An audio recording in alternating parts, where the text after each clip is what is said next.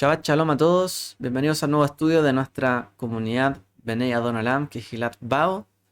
En esta oportunidad vamos a estudiar la Parashat Vayikra, del año 5782 o 2022. Y el título que lleva este comentario, este estudio, es La ofrenda por el pecado. Vamos a hablar un poco de esto, ya que este libro, ¿cierto?, de Vayikra comienza a hablar sobre el funcionamiento del santuario, el, el, el, ¿cómo se llama? El Mishkan, el tabernáculo, el lugar, ¿cierto?, de la morada de la presencia del Eterno, donde ahí se posaba, ¿cierto?, la presencia. Ahora, el libro de Shemot concluyó diciendo que la nube, ¿cierto?, la presencia del Eterno llenó esa morada. Y a continuación, ¿cierto?, el libro de Vayikra nos explicará todo lo que fue el funcionamiento allí, los pasos a seguir, quiénes tenían que hacer qué cosa, en qué orden, en qué momento del día, qué tipo de animal, qué tipo de ofrenda debía ofrecerse, en qué momento, quién la tenía que hacer, en qué cantidad. Y bueno, una infinidad de cosas que la verdad uno podría decir, uy, qué difícil es, ¿cierto? Todo esto de aprender, bastante complejo. Entonces, realmente todo este libro en sí es como una Torá, porque tiene muchas leyes y que se refieren a este tema del santuario, ¿cierto? Y sobre todo del sacerdocio, porque los que tenían que saber todos estos procedimientos eran ellos, los sacerdotes, levitas, ¿cierto? El sumo sacerdote, la familia de Aarón y los levitas. Entonces es llamada, ¿cierto?, este libro Torat HaKohanim por lo mismo. La Torá, ¿cierto?, la instrucción de los sacerdotes, los Kohanim. ¿Por qué? Porque está llena de instrucciones. Y es toda una Torá prácticamente. Así que todo este oficio podríamos plantearnos que a lo mejor está obsoleto, está anticuado, etcétera. Hoy día, cierto, sería algo tal vez para muchos impensable, pero ocurrió, ¿cierto? Está ahí, está en nuestra Torá, está para nuestro aprendizaje, está para nuestra reflexión. Y sabemos, ¿cierto?, de que la Torá es un espejo. La Torá nos ayuda a entender lo que hay en nosotros, nuestra relación con Dios, y cada una de estas cosas tiene como finalidad conocer a Dios. Cada mandamiento, cada instrucción tiene como finalidad esa, última, ¿cierto? La que es conocer más al Eterno, acercarnos más a Él. Y para ello tenemos que entender que hay ciertas maneras adecuadas para hacerlo. No porque tengamos que tener, digamos, una obligación de acercarnos de una manera determinada, o no nos podemos acercar nunca. O sea, si no nos acercamos como Él quiere, si no le agradamos de la manera que Él quiere, no nos podremos acercar a Él. No sé si usted alguna vez se ha planteado la situación que a veces hay personas que, si uno no les habla como ellos quieren, si uno no actúa como ellos quieren, se molestan siempre con los demás. Siempre reclaman porque los demás no hacen lo que ellos quieren que hagan, o porque les hablan de una manera o de otra, porque aquí, porque allá, etc. Entonces, pareciera que muchas veces hay que tener mucho cuidado para poder acercarse a gente así. Hay que no hablar de más, hay que no a lo mejor levantar la voz, ir siempre como se dice, como de abajo, para tratar de acercarse a esa persona.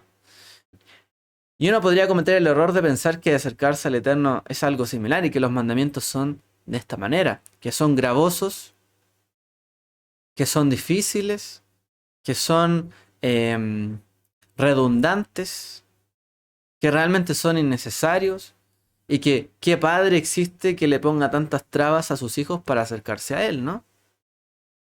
Porque muchas veces a la Torá, a la ley, ¿cierto? Como se le llama, se le suele pensar así. Algo demasiado complejo. Pero lo cierto es que el asunto no es poder acercarse o no.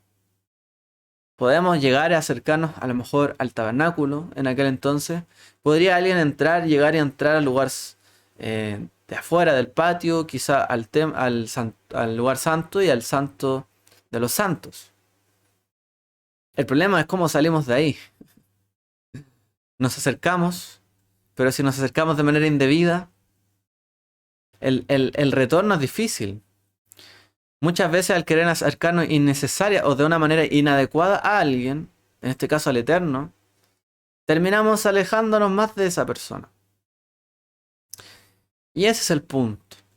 Si no sabemos cómo acercarnos a alguien, que sabemos que es alguien que nos puede favorecer, que tenemos un aprecio, una cercanía, pero si nos acercamos inadecuadamente, las relaciones se distancian.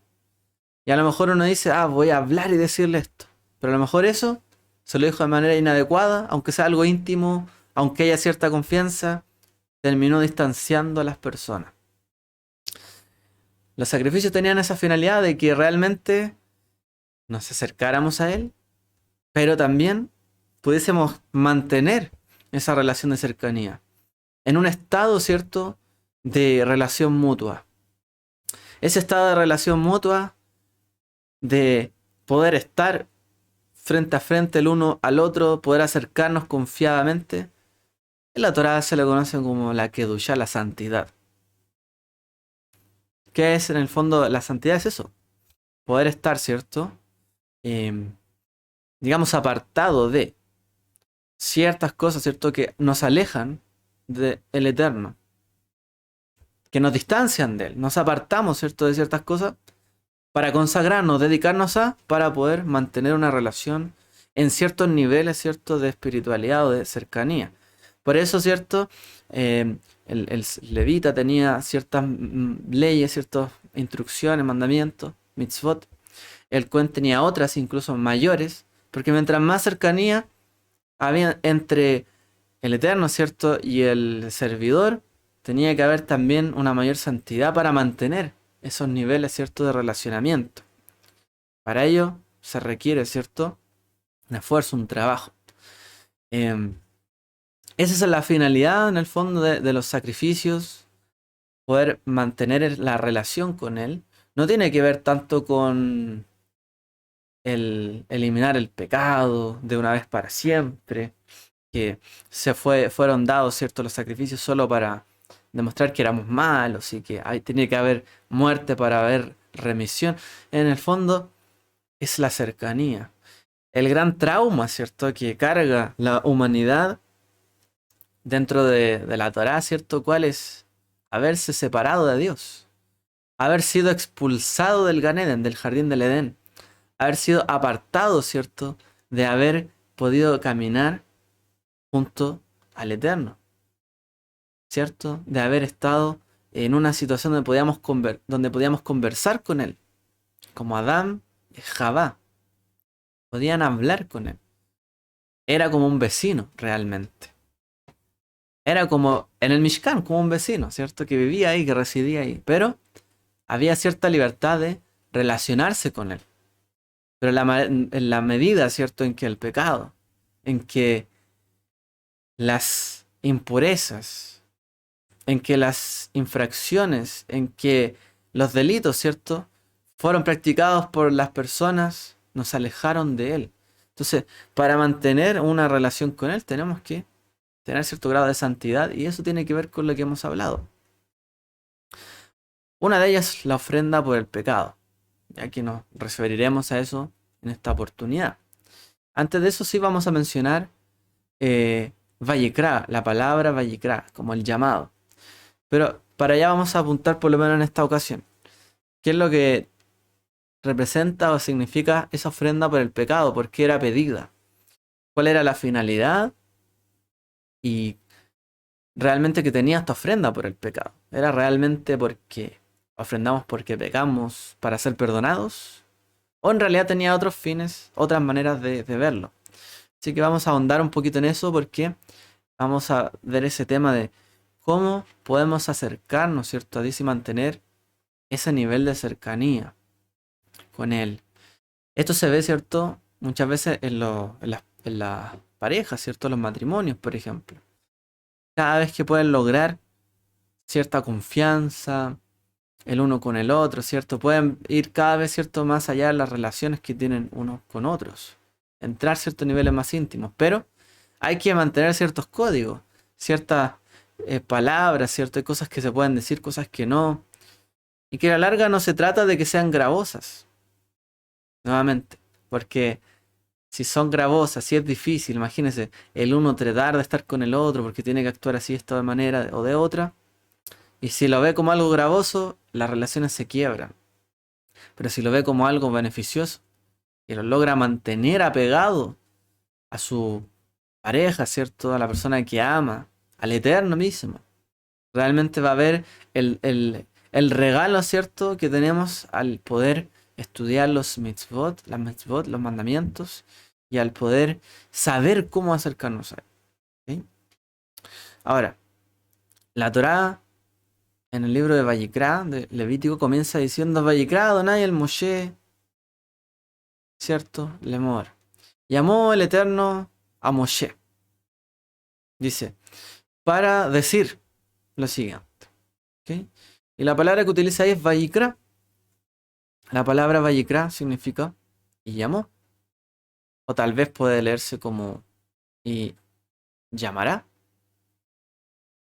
Un segundito. Allá no se ve acá.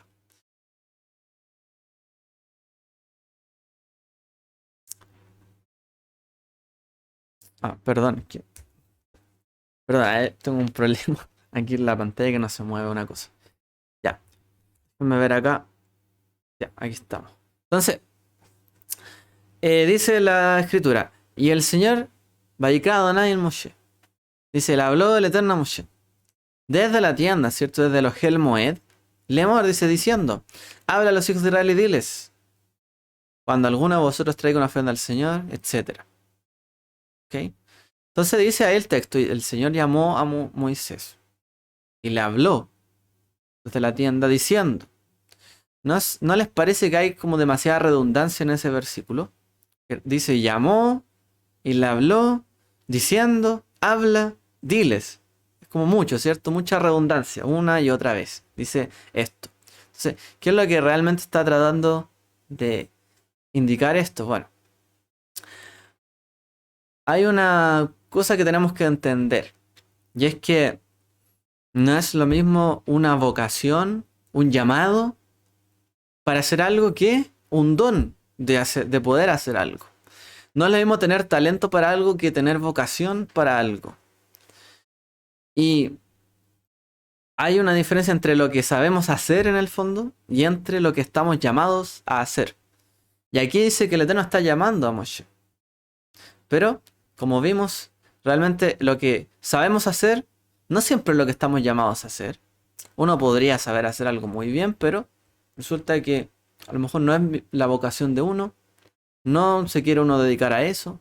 Y alguien podría decir, oye, pero si eso es lo que te llama a ti, es lo que haces bien, pero a lo mejor no es la vocación, pero sabe hacer algo muy bien.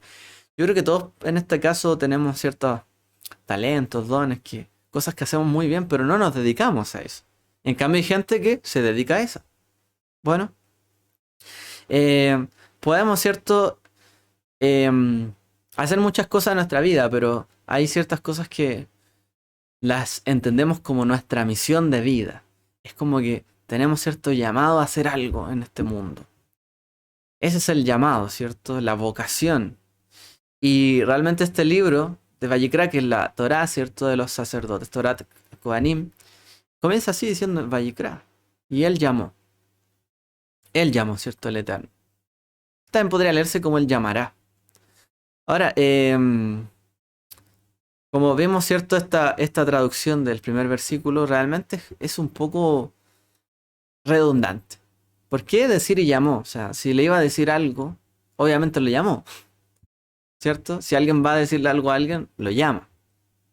No es necesario colocarlo. Ahora, el punto es que, al parecer, había algo diferente entre lo que Moshe había hecho antes y lo que Moshe iba a hacer ahora, en este libro. Hay un capítulo aparte, algo diferente. Esto se refiere, ¿cierto?, a que Moshe había recibido una misión, por ejemplo, cuando él escuchó la voz del Eterno en la zarza ardiente, él recibió un llamado, ¿cierto? De liderar al pueblo de Israel, sacarlos de la esclavitud hacia la libertad y llevarlos, ¿cierto?, al desierto y posteriormente a la tierra prometida. Entonces podríamos entender este verso, según lo que nos explican los sabios, como un segundo llamado. ¿En qué sentido? ¿Realmente es un llamado de Moshe el servicio sacerdotal?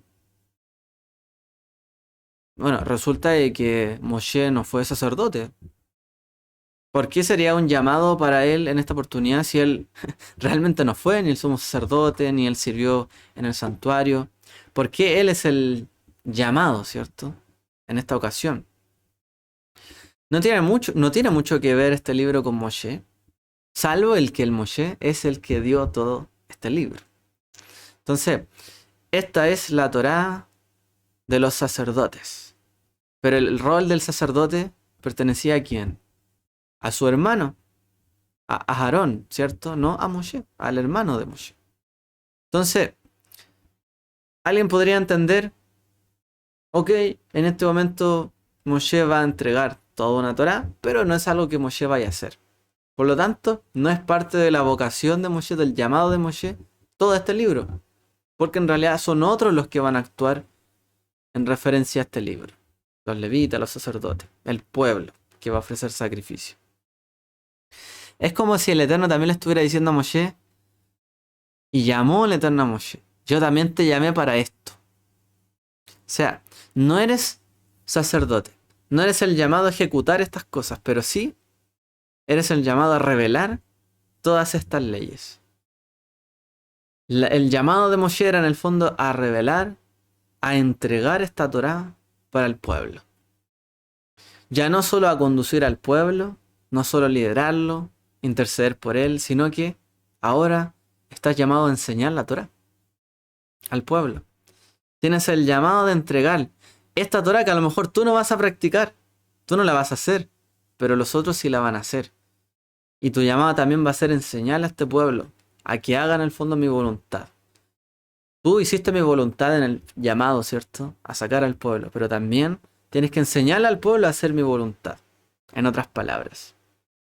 Entonces, este sentido del llamado que recibe Moshe en esta oportunidad es algo importante y relevante para nosotros, porque el llamado no solamente se trata de algo que nos beneficia a nosotros, al contrario, el llamado, la vocación que alguien puede sentir en la vida tiene que ver mucho, ¿cierto?, con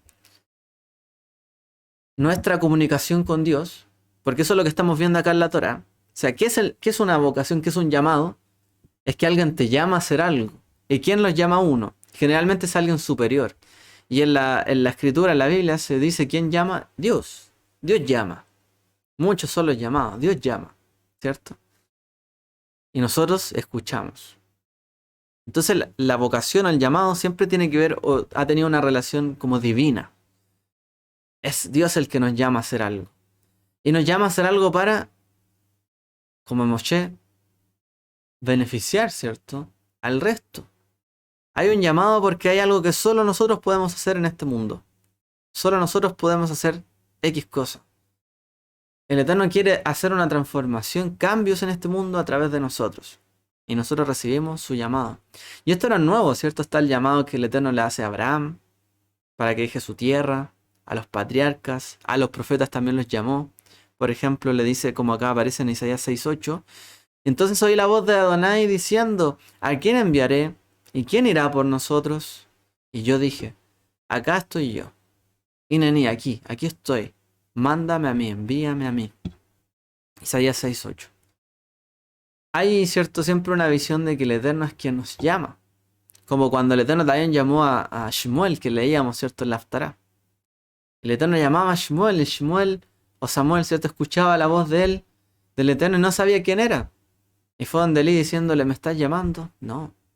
Fue una, fue otra vez. Y él entendió, es el Eterno quien lo llama. Le está haciendo un llamado, una vocación. Y le dice, en la siguiente oportunidad que escuche, ¿cierto?, que te llaman, di, habla, Señor, heme aquí, que tu servidor, ¿cierto?, está escuchando. Entonces, parte, ¿cierto?, de nuestra misión en la vida, lo que tenemos que hacer, tiene que ver en lo que aparece que es la escritura como un llamado. Yo creo que todos nos hemos preguntado también a veces en este camino del Eterno, ¿cuál es nuestro llamado? ¿Qué tenemos que hacer? ¿Qué es eso que el Eterno nos ha llamado a hacer? Algo que solo nosotros podemos hacer. Y eso no tiene que ver tanto, como dijimos al inicio, con lo que sabemos hacer bien, sino con una vocación. Y la vocación tiene que ver con un servicio. Por eso dice, por ejemplo, el Brit Hadashah, que a algunos dio el ser maestro, profeta, apóstoles y pastores, ¿cierto? Pero en realidad les dio. En hebreo dice, bueno, el texto griego, mejor dicho, no dice que él los instruyó o los instituyó como pastores, profetas, etcétera, sino que dice que les dio el ser. Les entregó algo. No es que los instituyó. No es que alguien diga, no, es que yo tengo este talento, por tanto tengo que ser instituido en esto, sino que él nos dio un llamado para hacer lo que él espera que hagamos. Ya sea una misión como esa, ser un pastor, un maestro, o como la misión de profeta, apóstol, un enviado, eh, un evangelista, un pregonador, ¿cierto?, de las buenas nuevas. Bueno, como ahí se menciona, sino que también cada uno recibe su llamado, entiende. Y no tiene que ver tanto con lo que hagamos bien, sino con lo que entendemos que es su vocación, que el Eterno nos llama. Algo tenemos que hacer. A veces este llamado, em, a veces las personas estamos toda la vida buscando quizás saber cuál es nuestro llamado. Pero en los momentos difíciles es cuando las personas a veces encuentran mejor su llamado. Cuando la gente pasa momentos difíciles, logra entender a qué se quiere dedicar, ¿no? A veces pasa esto. Yo creo que lo escuchamos muchas veces. Em, porque no solamente es como, ¿qué quiero hacer yo de mi vida? Cuando nos preguntamos así, ¿qué quiero hacer yo? Es como que pensamos, ¿para qué soy bueno? ¿En qué estoy instituido en este mundo? ¿Qué voy a hacer yo bien? Pero en realidad es desde el otro punto de vista que se pregunta el llamado. ¿Qué quiere la vida de mí? ¿Qué quiere Dios de mí? No qué quiero yo hacer con Dios. No, ¿qué quiere Dios de mí? ¿Qué quiere la vida de mí? ¿Qué está esperando esta situación que yo haga? No es qué quiero hacer yo, sino qué es lo que se espera, qué es lo que... algo externo, algo que viene de afuera. Porque ese es el llamado. El llamado no viene desde uno, sino viene de una necesidad o de algo que se nos está pidiendo, llamando a hacer. Y en el momento en que nosotros estamos pasando momentos más difíciles, cuando logramos entender desde el pozo, el sufrimiento, desde el momento difícil, desde la soledad, entendemos que cuando abandonamos, ¿cierto?, nuestras expectativas, cuando abandonamos nuestra firmeza, es ahí, ¿cierto?, cuando quizás sentimos que estamos nosotros abandonados, la persona se suele preguntar, ¿qué quiere Dios de mí? Y se da cuenta que realmente Dios siempre estuvo allí. Dios siempre estuvo allí. Siempre estuvo su voz en medio nuestro. Pero nos costó, ¿cierto?, entenderlo. Fue un momento difícil. Muchas veces cuando nos damos cuenta. No solo estaba yo para mí, estaba Él también para mí. Y Él también me estaba hablando. Y era yo el que no escuchaba. Entonces el llamado tiene esa característica. Algo, ¿cierto?, único. Algo que ocurre una vez en la vida que entendemos, ¿cierto? Algo singular. Esto es para mí. ¿Cómo podemos descubrir esto cuando tenemos un llamado? Por ejemplo, cuando entendemos que es algo únicamente para nosotros, que solo nosotros podemos hacerlo. Cuando también entendemos que tenemos una forma de hacerlo. Tenemos algún talento, algún don para poder hacer eso. No es como que va a ser una tarea imposible, al contrario, sabemos que podremos hacerlo. También Cuando al hacerlo nos da la sensación de que en realidad no estamos cansándonos por hacerlo, sino que al contrario, estamos renovando nuestra vida, nuestros compromisos, eh, nuestro día a día, porque hacemos algo que significa algo, que nos llena realmente. Y también cuando entendemos que es un llamado es porque generalmente no se da de un día para otro. Hay muchos caminos falsos en medio de un camino verdadero, que es el cual tenemos que seguir. Entonces, esas son como algunas formas de darse cuenta cuando realmente estamos, entendemos el llamado. Y ¿cuál, cuál es la manera de entender eh, el llamado? Perdón, ¿de qué manera podemos entender que estamos realmente haciendo nuestro llamado? Y aquí está la clave que nos conecta con Vallecraft. Es cuando lo hacemos por amor y estamos dispuestos a realizar todo el sacrificio que significa hacer esa vocación. En ese momento entendemos que hemos sido llamados y que tenemos un llamado. Estamos dispuestos realmente a sacrificarnos, a hacer sacrificios por amor para concretar esa tarea. Y Moshe tenía que tener un llamado si él iba a entregar la Torá de los sacrificios para acercarse a Dios, para tener una conexión con Él, pues él también tenía que sentir el llamado de Dios para poder entregarle esto al pueblo, ¿cierto? Para que el pueblo realmente recibiera, ¿cierto? La vocación de Moshe, de la vocación de Moshe estas palabras, esta Torá, y entendieran que acercarse a Dios, hacer nuestro llamado, nuestro servicio a Dios, implicaba sacrificio. Lo hacemos por amor, pero implica sacrificio. Y literalmente llegaron las instrucciones de los sacrificios para que el pueblo entendiera esto. El llamado involucra sacrificio. Pero el llamado es aquel que se hace por amor y que uno está dispuesto a hacer ese sacrificio. Pero si solo está dispuesto al sacrificio, sin amar, no podemos llamar que es un llamado. No podemos decirle que es un verdadero llamado o vocación. Aquella persona que solo dice, yo hago esto por Dios, hago esto por Dios, pero no siente una vocación, un amor al hacerlo, pues realmente no está sirviendo a Dios. Solo está haciendo lo que Dios dijo, pero no está sirviendo a Dios. Como el llamado, un llamado divino de servirle a Él. Si no es por amor. Por eso dicen los sabios que no existe que sirvamos a Dios por cualquier otra cosa, sino solamente por amor. A Dios se le sirve solo por amor. Y el que sirve por amor está dispuesto al sacrificio que hay que llevar a cabo para amar y para agradar, para servirle a Él. Esta es la conexión, ¿cierto?, que tiene la vocación, el llamado con el amor, ¿cierto?, y servirle a Él. Es en ese momento en que amamos lo que hacemos y que estamos dispuestos, a veces a lo mejor a estar un tiempo más dedicándole y no nos cuesta, sino que lo hacemos con buena gana. Ahí hay vocación, ahí hay servicio. Eso es lo que el Eterno quiere. Cualquier persona puede practicar como la ley de la regla de las 10.000 horas. Si uno practica 10.000 horas una cosa, va a constituirse en un experto en ello. Es una regla que existe y que realmente funciona. Si usted practica 10.000 horas algo, va a ser experto en eso.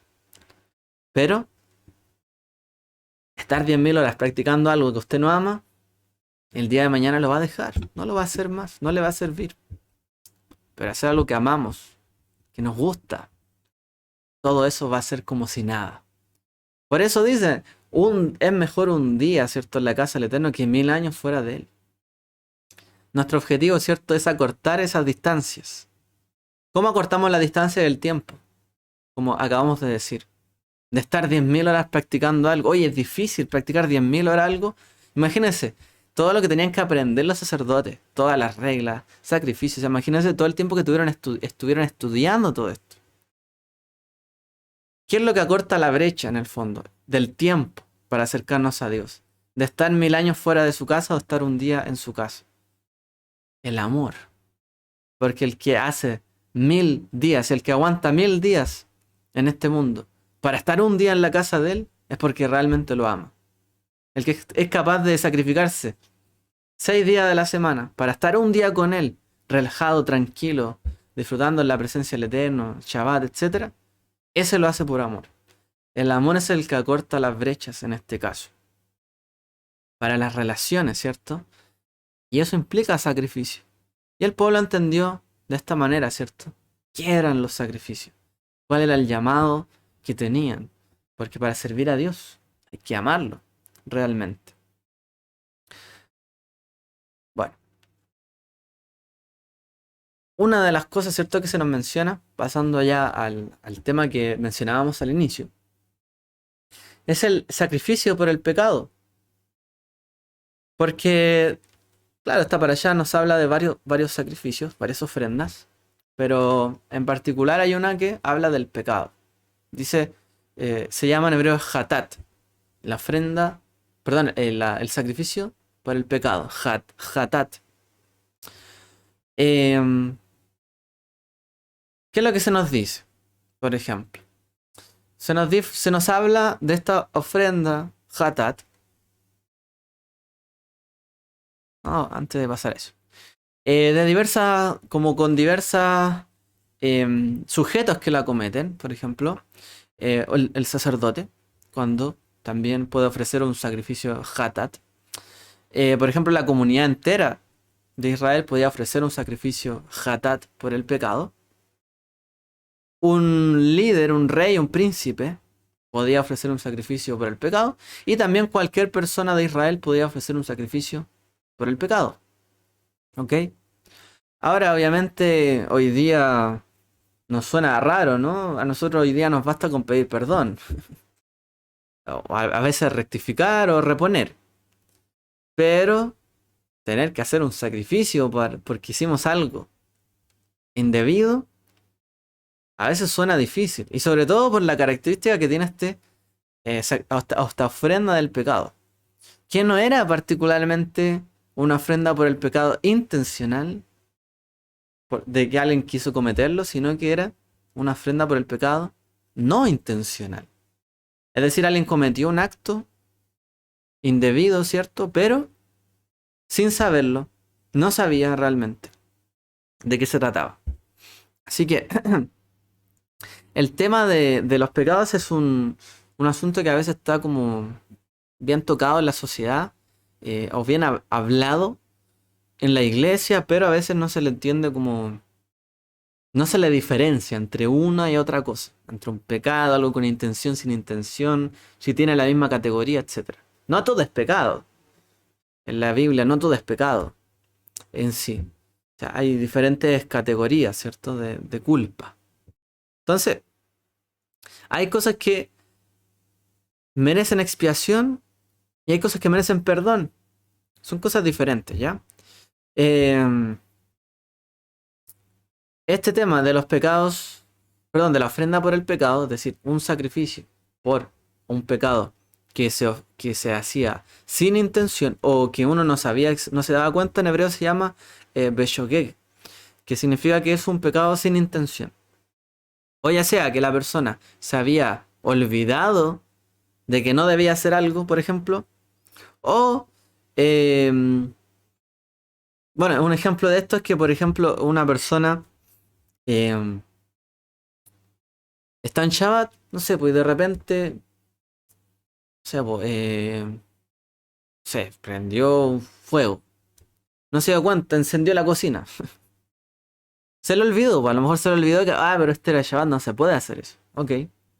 No se dio cuenta, a lo mejor. A veces nos pasa, ¿no? A veces hacemos cosas que después nos damos cuenta, uno debía haber hecho esto. Fue sin intención, a ese tipo de pecado se refiere. Entonces, de hecho, nosotros a estos hechos no le llamamos pecado hoy día, sino que le llamamos una falta, a lo mejor un error, una equivocación. En realidad me equivoqué, no quería hacer esto, no me di cuenta. Pero la Torah le llama a eso pecado. A eso le llama pecado a la Torah, hatat. No le llama a esto, ¿cierto? O error, puede ser pecado o error. Pero no le llama a esto una equivocación ligera, digamos como algo que en realidad se puede rectificar y ya. No, a esto le llama pecado a la Torah. O sea, a veces nosotros le llamamos a todo pecado, pero en particular en los sacrificios nos van a enseñar estos conceptos. Entonces, pecado es esto. Se me olvidó algo y lo hice. Eso es un pecado en la Torah. Un hatat o un het en masculino y femenino ahí, las palabras. Entonces, este tipo nosotros no lo solemos ver como algo, como un pecado hoy día. O sea, fue sin intención, no fue un pecado. Fue sin intención. No, la Torah a eso le llama pecado. Y de hecho, como le vemos sin intención, entendemos que no es nada malo. O sea, realmente no fue mi intención, por lo tanto no es malo. Y ahí está el punto. No fue mi intención hacerlo, por lo tanto no hice nada malo. Y ahí está el problema, o ahí está el punto. Cuando nos damos cuenta de que realmente hemos cometido un error, es más probable que uno sienta, digamos, que se arrepiente de haber hecho eso, pero no es que tiene remordimiento por haber hecho eso. ¿Ya? El pecado eso genera que nos arrepentimos de haber cometido esto porque en realidad no lo quise hacer nunca, pero lo hice, me arrepiento, perdón. Pero no suele tener remordimiento porque en realidad yo no lo quería hacer, entonces no me da vueltas en la cabeza, ¿ok? No me siento culpable. Y como no me siento culpable, podría pensar de que eso quedó ahí y no tengo nada que hacer. ¿Para qué voy a hacer algo más si en realidad no soy culpable? Basta con que en realidad me arrepiento de haber hecho eso y no haga nada. ¿Pero qué dice la Torá? Ofrecerás un sacrificio por el pecado inadvertido. ¿Qué es esto que estamos hablando? Entonces, a veces pensamos que el pecado es algo que hacemos con intención, de manera intencional, ¿cierto? O porque cedimos a una tentación, o porque nos rebelamos en un momento, pero en realidad, en el judaísmo, en la Torá, el pecado, ¿cierto? Es esto. Sencillamente haber hecho una acción sin intención, realmente pero que transgredimos algo. Entonces, no es el tipo de cosas que alguien hoy día pensaría que tiene que ofrecerse un sacrificio por esto. Pero la Torá nos enseña que sí. Entonces, hay 3 dimensiones para entender el pecado. Vamos a verlo ahora. ¿Ya? ¿Qué sentido tiene entonces ofrecer esta ofrenda si para nosotros hoy día realmente no teníamos intención? Y de verdad, o sea, cuando una persona comete algo y dice no tuve la intención, esa persona no tiene remordimiento. Y muchas veces no repara. Por ejemplo, cuando una persona suele romper algo que no fue con querer, fue sin intención, se quebró y la mayoría de nosotros hoy día decimos ya no importa. Ok. Y la persona tampoco tiene remordimiento muchas veces a lo mejor de reponer esto porque en realidad fue un accidente. Y el problema es que nadie repone los accidentes. ¿Y cómo se restituyen las cosas? Si se siguen quebrando las relaciones. O si alguien dice, oye, te ofendí. Mira, en verdad no fue mi intención ofenderte. Pero le dije algo ofensivo. Pero no fue mi intención. Uno no siente remordimiento. Pero la otra persona, ¿qué pasa con el otro? Siente una pérdida. ¿Cierto? Algo se rompió. Algo se quebró. Se me quitó algo. No hay reparación. Y el otro ni siquiera tiene remordimiento porque dice que fue sin intención. Pero lo que dijo fue súper feo. A esto se le llama pecado en la Torá. Entonces, ¿qué sentido tiene?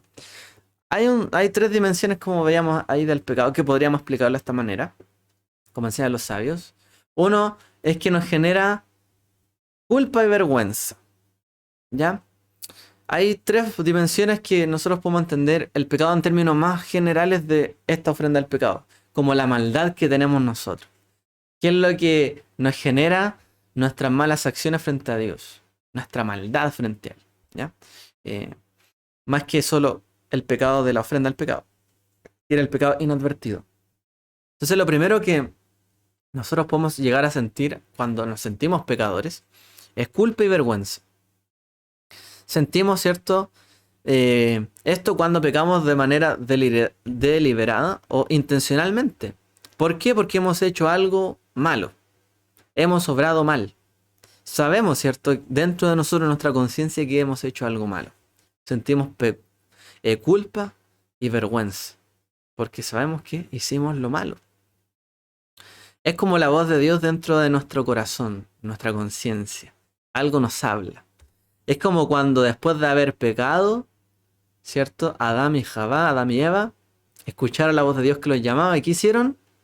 Se escondieron, sintieron vergüenza, se cubrieron, tuvieron vergüenza y culpa, sintieron por haber cometido esto, ¿cierto? Intentaron ahí ocultarse. Entonces, para este tipo de falta, que es con intención, generalmente la respuesta para volver a rectificar todo esto es hacer teshuvah. Es decir, es hacer el acto del retorno completo. ¿Y eso qué implica? La teshuvah en hebreo, ¿cierto? Que es retornar. Implica sentir jaratá, que es el remordimiento o el arrepentimiento, sentirse arrepentido de algo, confesarlo, hemos hecho el mal, y que se llama vidui, y también hacer kabbalat eatid, que es en el fondo resolver no volver a hacer eso nunca más. Entendemos, ¿cierto?, que un sacrificio no basta. Cuando alguien comete un pecado intencional, no basta con un sacrificio. Yo hice algo malo contra una persona, no basta con que yo le lleve, no sé, un regalo después. Porque ofendí, dañé, hice lo malo. No basta con que yo haga algo, un sacrificio para reponer esa relación. No funciona, no sirve. Yo creo que todos sabemos eso en la vida. Cuando hemos roto relaciones, hemos hecho daño, no basta con hacer un sacrificio. No basta, no es tan sencillo. Un simple sacrificio no basta. Sino que tenemos que arrepentirnos realmente de lo que hemos hecho, pedir perdón, confesar realmente que lo hicimos mal y decir no lo voy a volver a hacer. Si eso no lo hacemos, por mucho que la persona diga que está arrepentida, que vuelva, que sea o que haga algún sacrificio, en realidad en compensación por lo que hice voy a hacer algo material, algo, no sé, un gesto. En realidad no funciona así, no es tan sencillo. Tiene que haber una rectificación que se vea, ¿cierto?, en la persona. Si no, es difícil perdonar estas situaciones. Yo creo que todos sabemos esto. Es difícil. O sea, hay una segunda dimensión dentro de el pecado, ¿cierto? Lo que hacemos mal, que es lo siguiente. Un segundito. Perdón, que si no. Ya, ahí sí. Que es que si cometemos un pecado o una maldad, transgredimos algún límite. No solo sentimos culpa y vergüenza, nos sentimos mal, no, sino que también en el pecado se suele transgredir algún límite.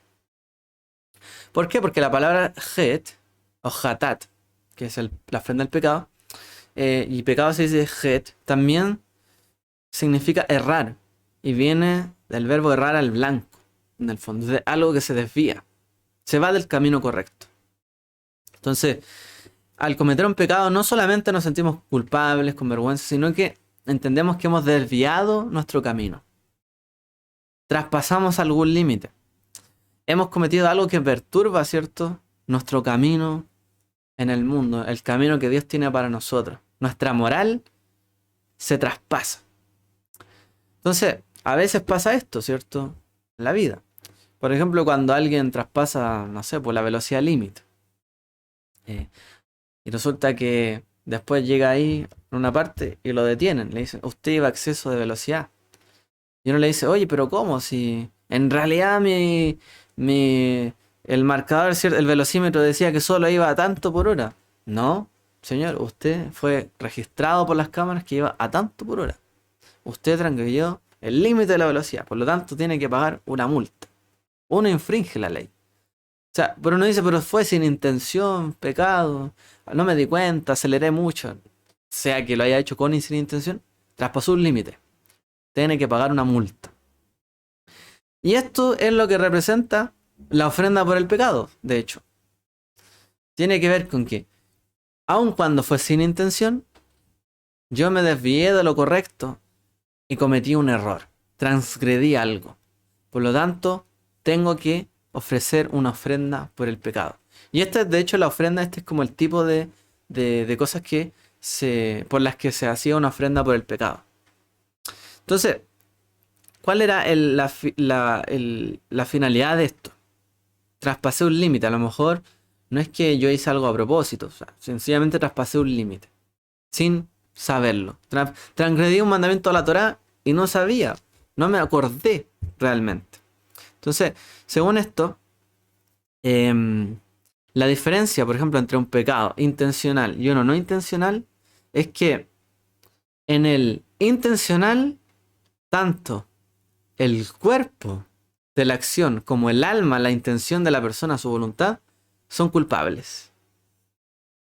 Pero en cambio, en el pecado no intencional, su cuerpo, sus acciones son culpables, pero no así su voluntad o su conciencia. Esa es como la diferencia. En el pecado, cierto, intencional, pecamos con la conciencia y con nuestras acciones. En el sin intención, pecamos con nuestras acciones, transgrediendo algo, pero sin una conciencia de pecado. Entonces, el sacrificio físico, cuando uno transgrede algo adrede, intencionalmente, no basta. Porque realmente eso solo ayudaría al cuerpo, a la acción que cometimos. Algo externo. Por ejemplo, yo cometí un error, un pecado intencional. Si yo solamente quiero enmendarlo con algo externo, no funciona. Porque esa persona pecó con sus acciones, pero también con su corazón o con su alma. En su pensamiento también quiso hacer eso. Por lo tanto, aunque esa persona demuestre arrepentimiento en sus acciones, si no la demuestra también en su pensamiento, en su corazón, en su alma, no es suficiente un sacrificio. Por eso es que ante pecados intencionales no había sacrificio, no había un sacrificio, por lo menos de pecado, no se le llamaba así, tenía otra categoría. Y de hecho hay algunos que ni siquiera tenían sacrificio equiparable porque eran pecados de muerte incluso en la Torá, como se menciona. Pero en cambio un pecado sin intención sí podía meritar un sacrificio externo porque en realidad no pecó con el corazón internamente, sino solo externamente. Por lo tanto requiere una capará, que es una cubrir en el fondo esa falta, dejarla anulada, la cubro porque en realidad solo basta con cubrir la acción. Él no quiso hacer esto, pero lo hizo. Cubro el error, pero yo sé que en su corazón no quería esto. Entonces en su corazón no hay que hacer algo, ¿ya? Entonces lo que el sacrificio logra en este momento no es el perdón, ¿ya? Sacrificio, y lo hablamos la semana pasada si no me equivoco, no implica sencillamente perdón, sino que cubrir el pecado. Una cobertura para a lo que hicimos mal, realmente. Algo que hicimos mal debe ser cubierto porque hicimos mal. Pero no significa que hay que cambiar el corazón porque no lo quiso hacer con su intención. Entonces, cuando ya ha sido simbólicamente cubierto, uno puede decir que ya está en un estado como de perdón. Podríamos decir que esa cobertura realmente también implica, no de manera directa, pero sí que esa persona nunca lo quiso hacer, por lo tanto es como suponible de que está arrepentido, que no lo quiso hacer, fue algo indirecto, por lo tanto el perdón también es como indirecto. No es que el sacrificio lo perdona, sino que es como indirecto. Y hay una tercera dimensión, esta es la última, y es que es el pecado que nos contamina. Hay ciertas acciones que nos contaminan y generan una mancha en nuestro carácter. De hecho, cuando el pueblo, ¿cierto? Por eso es que también había diferentes ofrendas de Hatat por la comunidad, por el sacerdote, los líderes o el pueblo de Israel. Se acercaba a Dios. Dios es demasiado santo, puro, limpio. ¿Y qué dice Isaías? Yo tengo labios impuros. Cuando se acerca, ¿cierto? Cuando ve al Eterno en la visión, dice, yo soy una persona de labios impuros. El rey David también le dice bueno, también le dice, ¿cierto? Algo similar. Soy de labios impuros, purifícame tú. Como dice en Isaías 6:5, lávame completamente de mi iniquidad y límpiame de mi pecado. Pero dice, lávame, límpiame de mi pecado. Me jatati tajareni, dice, límpiame de mi pecado. Realmente. Dice el rey David también. La Torah dice, ese día será expiación por ti para limpiarte. O sea, no dice expiarte, no dice cubrir, no dice olvidar, perdonar, dice para limpiarte. Será expiación para limpiarte. Entonces serás limpio de todos tus pecados. Y utiliza esta palabra, limpiar. Entonces, lo que nos explica, por ejemplo, Maimónides, Nachmanides, Ramban, con N al final, es que esa es la lógica de la ofrenda del pecado, de hecho. Que todos los pecados, incluso cometidos inadvertidamente, incluso lo que fue con intención y sin intención, mancha en el fondo. Uno dice, claro, con intención, obviamente es algo malo. Sin intención, solo ofrezco un sacrificio y estoy listo después. Pero en realidad lo que enseñan los sabios es que todas estas acciones, solo las acciones que cometemos, generan mancha. No importa la intención del corazón. Todas las cosas que hacemos mal y que transgredimos con intención y sin intención generan consecuencias. Y esto es algo que no podemos olvidar. Por eso es que el mundo está tan peleado. Porque el mundo se daña, se hacen daño y nunca se cierran las heridas. Nunca se perdonan. Siempre hay consecuencias y difícilmente algunas cosas se reparan. Cada uno se hiere y se deja ahí. Y nadie repara. Nadie repara en que hay consecuencias realmente de las acciones que uno toma. Bueno, de hecho, hoy día estamos viendo una seguidilla de consecuencias entre las acciones que está haciendo Rusia y que también está haciendo el resto del mundo occidental, Europa. Hay muchas consecuencias que pasan. Con intención, sin intención, a lo mejor Rusia no quería meterse con Europa, pero hay consecuencias por cada acción. Y así, un ejemplo nada más. Dice Nachmanides, dejan una mancha en el alma y constituyen una mancha en ella. Y el alma no es apta para encontrarse con su hacedor cuando ha sido limpiada, solo es apta el alma para encontrarse con su creador cuando ha sido limpiada de todo pecado. ¿Por qué era necesario que existiera Yom Kippur? Por esto. Porque solo podemos acercarnos, ¿cierto?, directamente con Dios, encontrarnos con Él cuando hemos sido limpiados de todo pecado. Y eso significa no solamente de los pecados intencionales, sino de los pecados sin intención. ¿Y qué es lo que se hace en Yom Kippur? Precisamente eso, pues pedimos perdón por los pecados sin intención. Porque se supone que de los pecados con intención ya nos arrepentimos, cambiamos y rectificamos después de haberlos cometido. Pero de los que no sabemos y que inadvertimos, pedimos perdón y nos arrepentimos y pedimos su cobertura en Yom Kippur. Porque delante de Él solo nos podemos presentar sin mancha de pecado, limpios.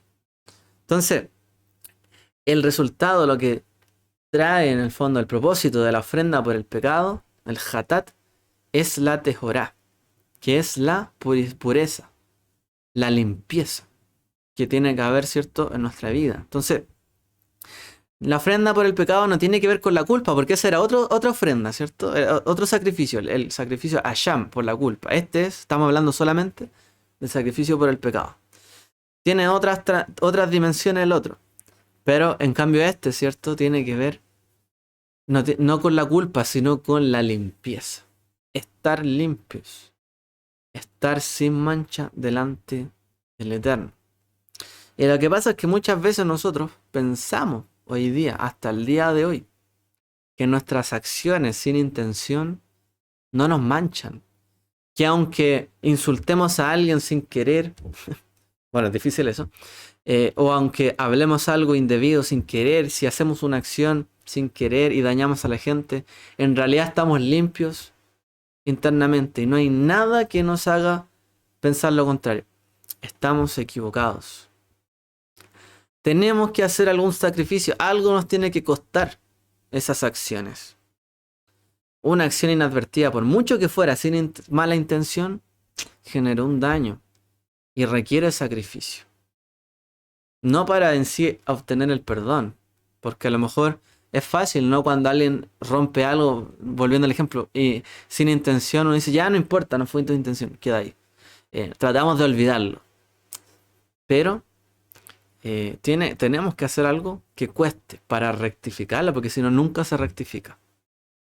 Y siempre rompemos y rompemos relaciones y nunca se rearman. Entonces, este era el objetivo que tenía. Una manera de hacer sacrificio, por ejemplo, hoy día, porque hoy día no tenemos, ¿cierto?, los sacrificios para presentarlo. Pero cuando cometemos estas fallas sin intención, por ejemplo, ¿qué es lo que se hace hoy día también en la Torá? ¿Qué es lo que se hace en la vida judía? Actos de bondad sin que el otro lo merezca. Yeshua nos habló de esto. Yeshua nos enseñó a hacer acciones inmerecidas por los demás. Que tuviéramos amor. Que al que te golpea, ponle la mejilla. Alguien te pide, dale. Si alguien te pide, cárgame esto, aunque no lo merezca, aunque me hace daño, lo hago. Si alguien te odia, te persigue, es enemigo tuyo, ayúdalo, ora, ayuna por él. El Mashiach nos enseñó a hacer cosas inmerecidas para los demás. ¿Por qué? Porque es fácil pedir perdón por lo que sabemos que hemos hecho mal, pero por lo que no hemos hecho, o que pensamos que sabemos que hicimos mal, pero pensamos que no hemos hecho mal. ¿Cómo rectificamos?